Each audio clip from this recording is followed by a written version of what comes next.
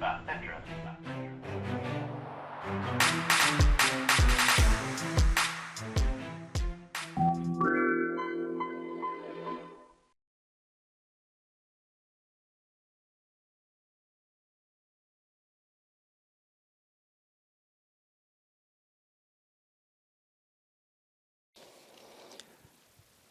there. Thank you for signing up for this session. This is a session for Domain 4, Communications and Network Security. And today we're going to look at some of the basic terms and concepts, and also look at some OSI layers. Again, very basic. Just want to get your feet wet and have some understanding about some of the basic concepts that you will use in navigating through this course or Domain 4. So let's get started.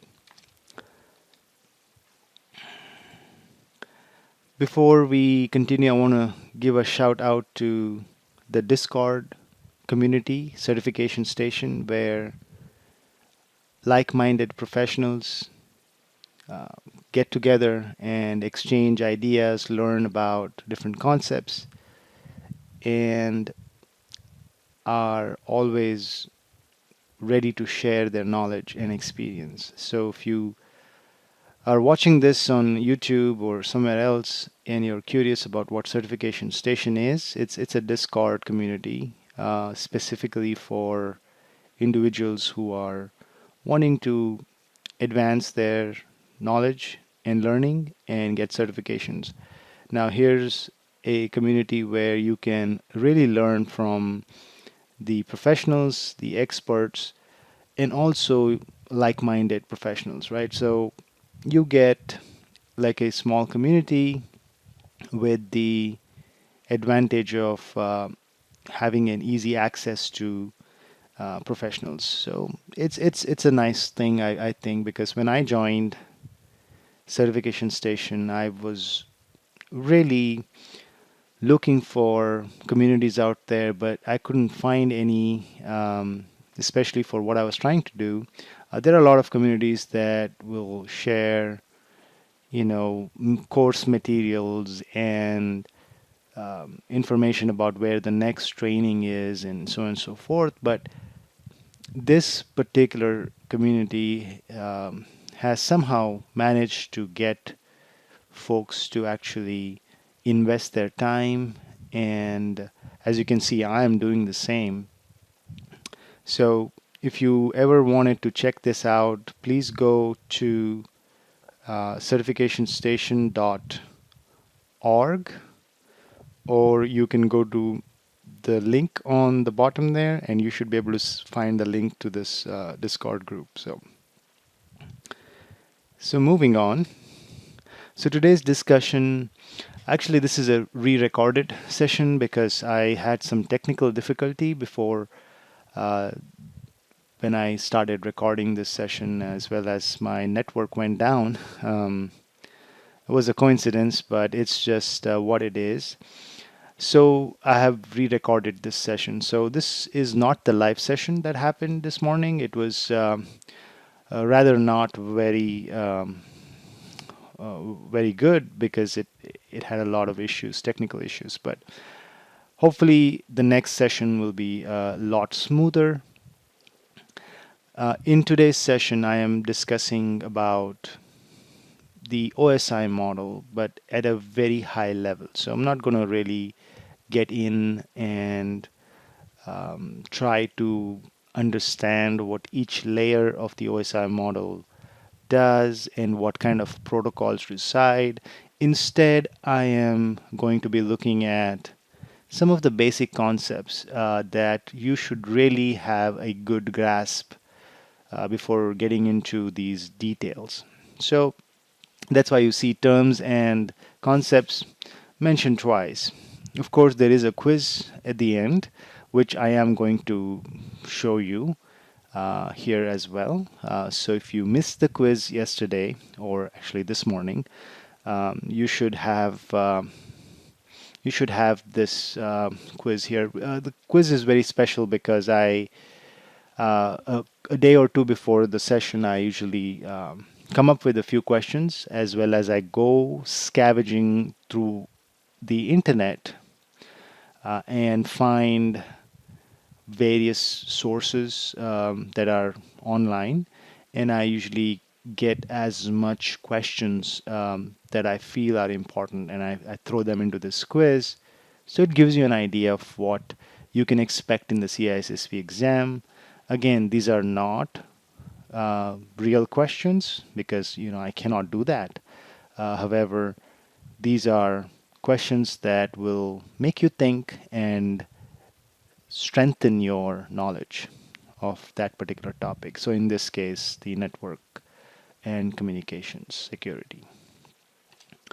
So what is a network, right? So I know a lot of people think that CISSP exam is a very high level exam, and really there is a concept of which there's a concept of knowing information just inch wide, I'm sorry, the inch deep and a mile wide. I'm sorry, I think I messed that up there. But knowing information a mile wide but an inch deep. So basically, meaning you don't want to go a mile deep on concepts, but just an inch deep, but go across different domains. However, I feel that domain 4, which is communications and network security, needs a little bit more uh, understanding of concepts. So if you're trying to navigate through this domain, basic concepts are important, especially the networking concepts. So I want everyone to understand that this is not a domain to be afraid of or to be overwhelmed of. However, I want you to look at this domain and say, yes, it has a lot of different parts because there is so many different technologies and protocols that are in place, working for your for this particular operation, whether it's communication or whether it's transmission and reception of data. There is a lot of things that are working in the background. And as we are professionals, we have at one point in time, we are still working in these areas. However, we don't have a complete um, exposure sometimes to the networking side of things. You may be in software development or you may be in security operations, um, and you don't really deal with networks and troubleshooting networks in a very granular or uh, in a very detailed way, right? So you don't really look at how a network is formed and how a network is segmented. Sometimes you avoid all that or you ignore all that because you're really working up top, maybe in the application layer, or you're really not even looking at any of the OSI layers, but you're dealing with other technologies that are sitting on top of the network. So when you read the domain 4 of the ISE square body of knowledge, you get the feeling that this is too technical, and honestly it's not, because okay, I understand the concepts, I understand the technologies, and I can see how overwhelming it could be for some, but when you navigate through them, and that's why there is the OSI layer. It is primarily there in the ISE squares body of knowledge, so you can actually get a foothold on this domain. And otherwise, OSI model is dead. I'm pretty sure it's going to raise a few eyebrows, but in reality, it doesn't really make any sense anymore. And obviously, this is not the session to discuss why, but just to understand that the OSI model is important because you want to learn about different layers and different protocols that exist in each layer. And but as I said, let's take a step back and look at some of the fundamental concepts. Okay. So what you're looking at here is the interface message processor, which was also short, acronym IMP. By the way, domain 4 is filled with acronyms, especially the ones that are at each of the layers. The protocols themselves are a bunch of acronyms, and the best way to really get around them if you are not familiar with this area is to develop your own flashcards, and especially for these acronyms, and include them into your flashcards. And if you need some help with how to get digital flashcards instead of actually paper pen flashcards, just reach out to me and or comment on this video, and I'll share some of my tips and tricks on how I achieved it using an Excel spreadsheet and an app where you can import the CSV. But definitely use that flashcard to get through all of the acronyms. So moving on, the interface message processor, which was IMP, was the packet switching node. Node in here, NODE, node, not mode, but node, used to interconnect participant networks to the ARPANET from the late 1960s to, I think they were up to 1980s, maybe even 1990s. It was the first generation of gateways. And you know what gateways are? Gateways are those special smart devices that understand most of the layers of OSI. And again, we haven't defined these layers, so I'm not going to go in detail what gateway is, but just know that gateways are kind of superior also because they are smart, they're kind of expensive, so you won't put a gateway in your network until unless it really makes sense. So anyway, so today's world, in today's modern day computing, networking is vital. Without networking, you cannot basically do any computation. So the modern day routers actually fulfill this need for interface message processors. So back in the days, it was interface message processor. So an IMP required the connection to a host computer via special, you probably guessed it, not Ethernet, but a serial interface. Again, you don't need to really know a lot about it, but I thought this will be a good starting point for our session today, because this is the beginning of the network, and birth of the internet is attributed to this and other technologies in those times. So the first network that came online or was switched on was in the late October of 1969. So this particular technology that we use today is only about 50 plus years old. So it is not like your book or some other tools that we have today that's been here for thousands of years. This is a very or relatively newer technology, and it's developing. It is evolving. And so the OSI model that we are going to look at has outrun its purpose. Obviously, it had a lot of use back in the days when it was developed, but as time passed, these OSI layers became more challenging to keep up with. Again, as I said, I don't have any intentions of going into detail with this. You can actually do a web search, and you'll probably find more information as to why the OSI model is dead. But for this conversation and for the scope of this session, Just understand that OSI model is more of an academic and learning tool rather than something that we would use in our day-to-day software development or network architecture and design.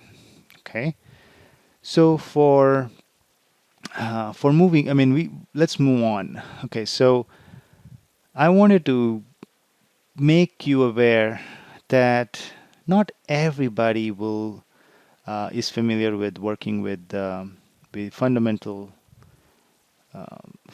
measurement of data, which is a bit or a byte. And I wanted to kind of give you a little bit of overview because in the following sessions that you will notice, we'll do some calculations and we'll really need to understand this. So I'm going to give you a brief overview. And so a bit is the fundamental or the atomic and smallest unit of storage. A bit stores zeros and ones. In the computer, it's all zeros and ones, right? That's you heard of that. They're all bits. Anything with two separate states can store a bit. Now that a bit can be a 0 bit or a 1 bit. Anything, when I say anything, including a strip of metal, if you punch and if you make an what do you call indentation, if you punch in one place and you don't punch in the other, there's actually two states now. So even that can represent or store a computer information. So in a chip, it's the electric charge. In a hard drive, it's the spots of the north and south magnetism. Again, zeros and ones. You can say the spots on the north is 0 and in the south is 1, something like that. A bit is too small of something that we can use for our needs, so we need to group them, and when you group them you get a byte. So a group of 8 bits is called 1 byte. Of course, there's another term called nibble. I believe it's 4 bits, so it's kind of half byte. Again, not much of a use other than maybe in very low level programming or where you are doing some configurations and things like that. But understand that that byte is what you really are using in terms of representing, let's say, give you a good example, ASCII characters. They are 1 byte, and you must have heard, by the way, ASCII, another acronym. I like to always describe my acronyms. It's the American Standard Code for Information Interchange. And then there is another one, another format, mostly and widely used by Windows operating system. It's the, you must have seen UTD 16 and so on. So Unicode character is all that is. It's about 2 bytes. So ASCII character 1 byte, Unicode character 2 bytes. So something to keep in mind is that basically we are using these bits of information, then we are passing it through the OSI layers and adding or padding it and so on and so forth. But this is our pot of gold, right? This is what we are trying to transmit, the data. So now let's just take a little bigger picture of how data is transported or moved around. Remember, we use many different types of computers and hardware, and in order to communicate, we need some common protocols. And thus comes the standardized protocols to communicate. So that's the whole reason why we have common protocols, is so we can understand each other. Okay. There are a couple of models, not just OSI model. There's another model called the TCP/IP model, obviously. So that's the other model you learn or you study about.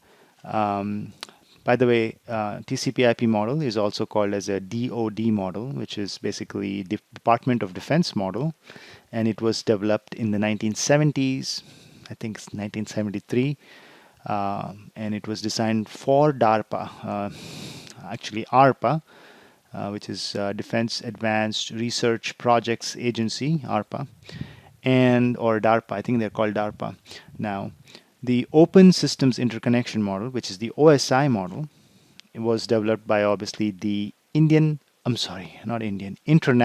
Standards Organization, ISO, in 1984. So, why is the OSI model so confusing? Is because a lot of newer technologies in modern day computing doesn't necessarily rely on these different layers. Sometimes they operate in many different layers, and sometimes layers are combined. With TCP/IP, which was the first model, and then came the OSI model.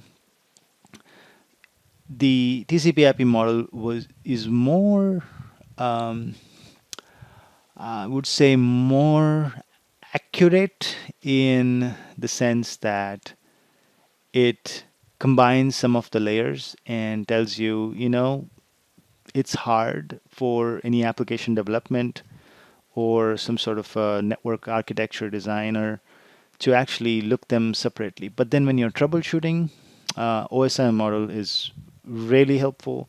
I still use it, and even though I will not use it in my findings or documentation purposes, but I still use it when I'm troubleshooting. So still has some value, but again, keep in mind it's just a reference model, and we have to just understand for CISSP what each layer has and could have and should have in terms of protocols, and what layer resides in which, what protocol resides in which layer, and how they actually contribute in making sure that data moves without any issues or without any corruption from one layer to the other or from one device to the other. So I want to quickly kind of break here, and I want to focus on one of the most CISSP aspects. A lot of questions in CISSP will ask you about what layer does this. In OSI model, what layer does something? And so in order to get the answer, right, in order to come up with the answer, you're running out of time, and you can sit there and start writing. They give you a writing pad or a writing chart or whatever, a rough paper or draft paper. I don't know what you call it in your country, but they do give you a place to write all your thoughts, calculations, and whatnot. And when you're done by the end of the exam, you have to erase it. But you can use that to actually write all your your OSI layers. However, there are other ways to remember what layer number corresponds to what layer in the OSI model. And I would suggest you to really get it to where you know exactly when I say number 3, it's network layer. When I say number 4, it's transport layer. When I say number 2, it's data link layer. So understand that and quickly jump from the numbering to the actual OSI model layers and also corresponding TCP/IP layer.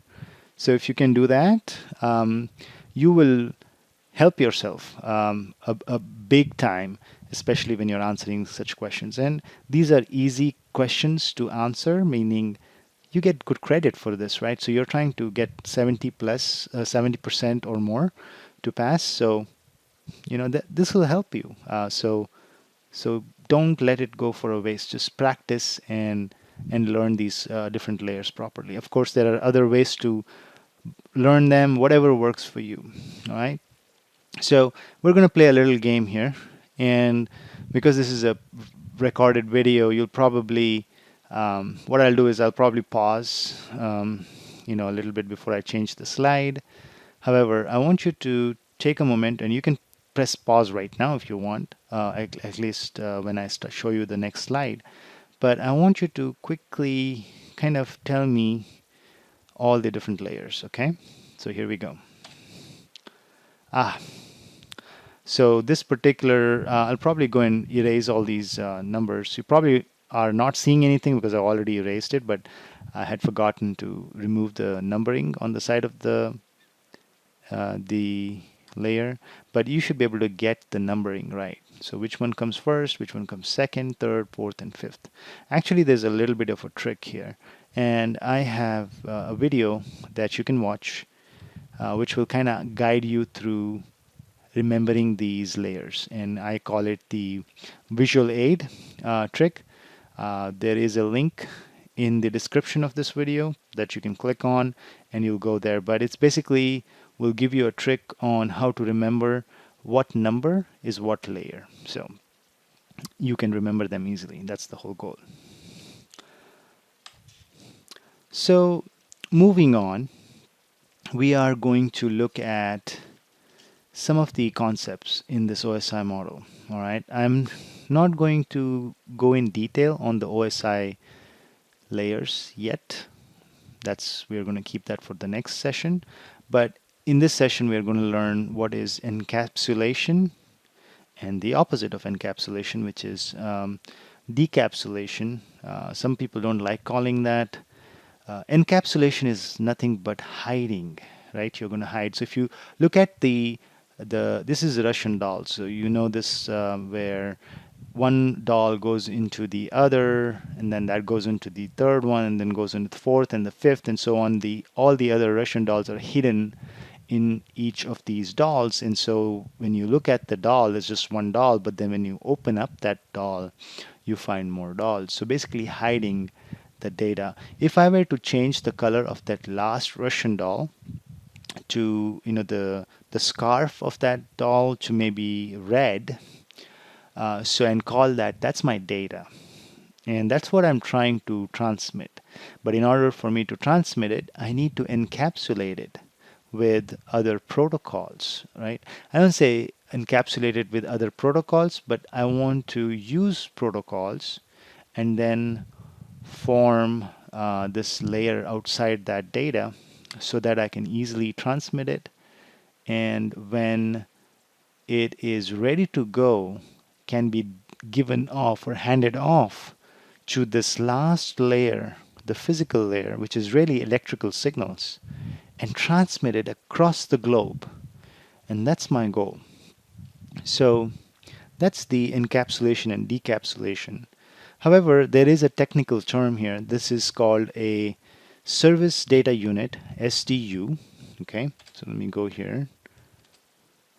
So service data unit, SDU, and we have a protocol data unit, a PDU.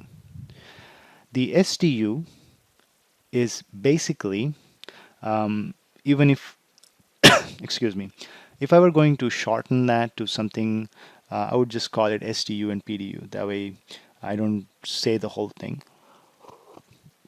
So SDU is something that you can think of as something that you start with. Okay, in our case, the first SDU I have is the actual data. In layer 7, the layer 7 protocols will apply some, let's say, some operation to that data, and the data size increases, right? It actually increases because there's something added, something has been attached to that the SDU, and let's call that the protocol data unit. Why? Because it came about because of applying that protocol. So that's why we call it the PDU. Now, that PDU, which is encapsulating the SDU, becomes the SDU for the next layer. So for the next layer, it's taking that service data unit, and now it is encapsulating with its protocol operation and creating a PDU, protocol data unit. Excuse me. So with that protocol data unit that has been encapsulating this SDU. Like in this particular case, you see the layer 6 SDU has been encapsulated by the layer 6 PDU. This whole thing becomes the layer 5's SDU, and then layer 5 applies its PDU to that, and it encapsulates the SDU, and so on and so forth. So if you see the left arrow going down, that's where encapsulation takes place, and when you see the right arrow going up, that's where decapsulation takes place. What am I trying to show you here? On the left side, the data is going from one computer to the other. From the left, on the left, the data has gone from many different layers onto a last layer, that is layer 1, which I have not shown here. And then on the other computer, which you can see, the layers have been peeled off to get the main SDU, which is your data. So a little bit about the data itself. Okay, so some other concepts, there are other concepts that you need to know, but again, we're talking really basic this session. So segment, packet, and frame and bits, they're all, sometimes if you talk to some network technicians and engineers, they will use this interchangeably, right? They'll say, hey, we are dropping packets, or and if you talk to somebody who's in application development, they'll probably talk about segments of data. So in this particular slide, which is very busy, I apologize, but if you look at the left side of the slide, which you have the layer numbers, layer 1, layer 2, layer 3, layer 4, layer 5, layer 6, and layer 7, they are basically going from 1 through 7, because you mostly seen going from 7 to 1. I found this on Reddit, and I didn't want to make any change because I thought it was beautiful. Whoever made this, I didn't want to make any changes to it. So I didn't make this one. But I thought this was a very important piece of information that you'll need, because on the right hand side, it's talking about the PDU name. Now go back. PDU is that whole encapsulated data, right? So what are they called? And it's kind of important because sometimes that will give you the hint of what layer you're talking about. All right. In an exam question, they may talk about a segment. Also, by the way, there is another term when the TCP protocols or the UDP protocols operate on a data, the SDU, we call it a datagram. So, segment or datagram. So, going back to that again. So, we have data, ones and zeros, and you apply compression, it's still ones and zeros, right?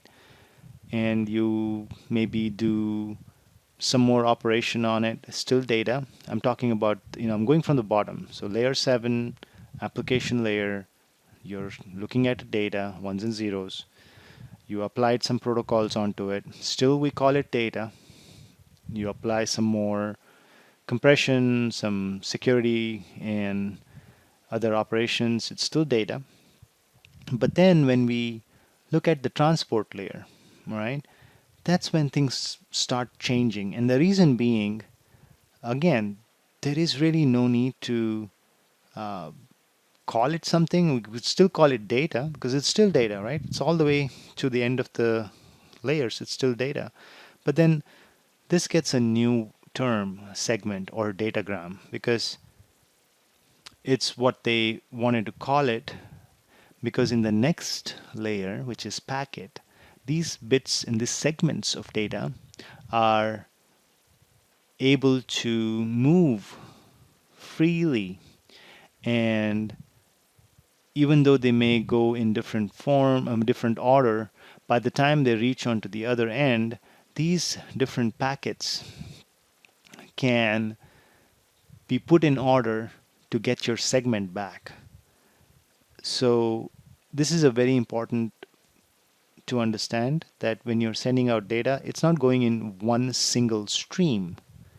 It is being divided. And the reason why you divide it is because if you don't, then it's probably going to take you forever to send the data. If you don't divide it, you're probably going to have loss of signal. So imagine sending an analog signal without any distortion. That's exactly what it is, with getting some noise in it. So this signal here is able to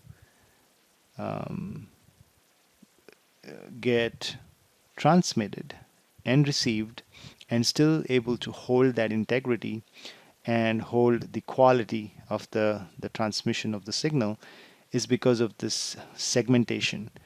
And when you segment data, you can resend that particular segment. You don't have to send the whole transmission, just the part of that. And so segmentation is very important. And then packets at the network layer, they are basically called IP packets. And packets, you can think of it really like packets of pouches of data.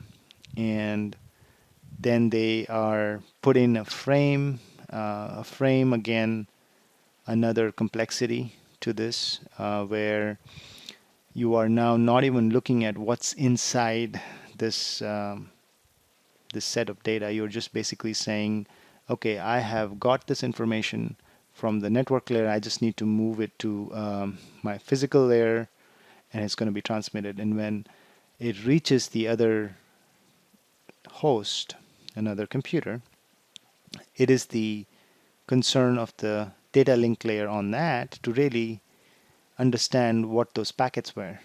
And then the network layer is going to decipher and understand what kind of segments it was expecting, and then put together that segment. And then once you have that segment, different segments ready, the layer above that, which is the session layer, will put them in the right order, make sure they are not coming too soon. If they came too soon, hold them. And then in the presentation layer, they're going to that layer is going to be concerned about presenting it, putting it in the right format, so you can actually see like an image or a video, or listen to the sound, or for that matter, you can see some data on your screen. So you're seeing exactly what was transmitted, and not some gibberish, So these layers are very important, and this particular slide here gives you these different PDU names. So just know them. You don't have to really become a scientist and try to understand these in depth, but understand these different terms that will pop up every now and then when you're talking about these OSI layers. All right, so I have a quiz time here, but for this video, because I'm recording this, I'm going to run this a little differently. So I'm going to take a pause here. Let me see if I can just display this quiz for you. So give me 1 second.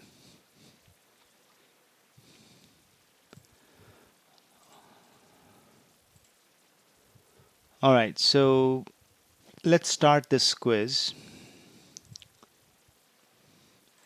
I'm just going to call it YouTube viewer, which is you. And let's join this quiz. All right, so you got 55 seconds. Which of these would be a layer 2 broadcast address? Now, layer 2, again, we haven't really discussed a whole lot about these OSI layers, but I just threw in this because I thought at least this is kind of basic. Layer 2 is data link layer, and if you know a little bit about the data link layer, it actually has two different modes or two different parts. One is the MAC, machine address, and the LLC, which is the link layer, logical link layer. And the link layer comes from that LLC, and so the MAC address is something like this, and so that would be the answer, right?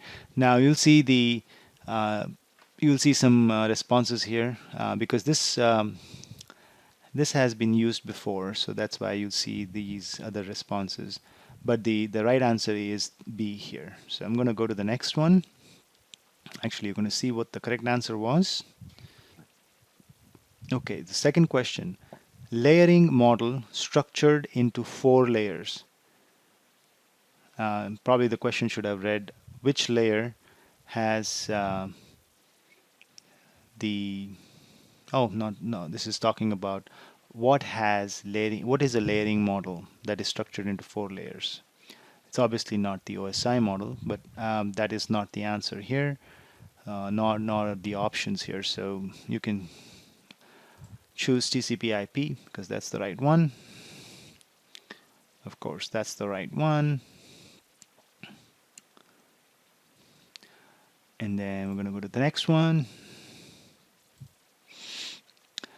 OSI reference model is a layering model structured into 7 layers. Obviously it is, and it kind of lists this out: physical layer, data link layer, network layer, transport layer, session layer, presentation, application layer. So yep, that's true. Go to the next one.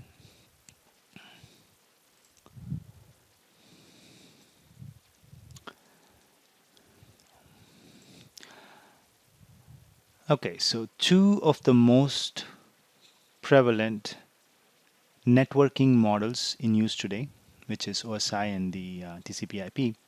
Which layer of the TCP/IP model maps to the network layer of the OSI model? So when you think of network layer, it's the layer 3, right, of the OSI model.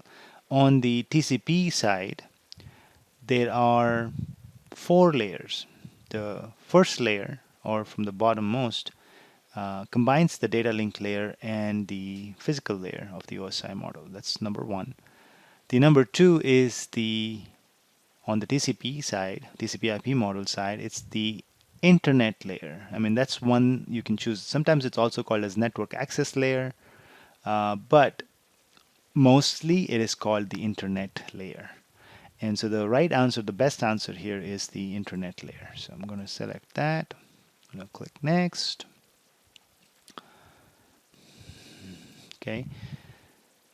Which layer ensures that information is delivered to the receiving machine in a form that the machine can understand?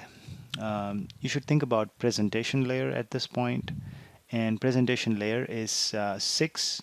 Now if you watch that video I put there in the description, you will know why this is the presentation layer, because this one is the right answer.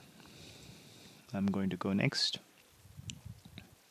So this is what I was talking about, being able to translate between the numbers corresponding to the layers. All right, so the next question we have is which layer manages the transfer of data, also assures that the received data are identical to the transmitted data? So the answer to this question is something that a layer that has some protocols that can do error checking, or which can give you assurance. Of course, that same layer also has a protocol that does not care about assurance. So you guessed it right if you guessed the transport layer. So let's see this. Yep, so we go to the last 3 questions left. So we'll go to the 7th question. The International Standards Organization, the ISO, Open System Interconnection Model, OSI, layers does not have which of the following characteristics? Okay, let's look at each one of these. Standard model for network communications. It does provide you a standard, so I would say that's valid. Used to gain information from network devices such as a count of packets received and routing tables. sounds too specific, more than a framework. Sounds like it is giving you a very specific function. That's not the intention of an OSI model. So we'll keep that in mind. The next one is enables dissimilar networks to communicate. It kind of achieves that. And lastly, defines 7 protocol layers, aka the protocol stack. Of course, I missed the voting, but you can probably see that the second option was the correct option for this particular question. And if you notice, it took about 65 seconds because I had timed these for 65 seconds each. So when you read the question that slow, you actually still have time to answer. So in the exam, do not pace yourself. Just hold on to your horses and then go slowly. So that is the right answer. We're going to our 8th question. The International Standards Organization opens systems interconnection. Layer 6 is which of the following? I know the answer here. Again, watch that video. That'll help you quickly come up with the right answer. The answer is presentation layer. I'm going to click next. And we are now down to the last question. What layer on TCP/IP corresponds to network layer of the OSI model? Now, this is a very similar question that I had in the beginning. I don't know if it was the first or the second question, but TCP/IP has 4 layers and the OSI has 7. The network layer in the OSI model is number 3, and that corresponds to number 2 of the TCP/IP. So the correct answer here is layer 2. Network interface and transport layers are not real layers of the TCP/IP. They're more on the OSI model. So I think we have all the questions answered. So I'm going to pause here for a second just to go back to my video or my slides. All right, so those were very typical questions that you could see in a CISSP exam. Again, we cannot really predict how the exam is going to be because it's adaptive. So remember that it can change depending on how you answer your questions, and the complexities can vary, and also the wordings and everything else. So it is just, these questions are just to get you used to answering and making sure you take your time. So read the question at least twice, especially for those questions which are kind of difficult to understand. Okay, notes. So notes for this session and other sessions which are past, done in the past, are available on this website, http://icsbits.com/go.notes.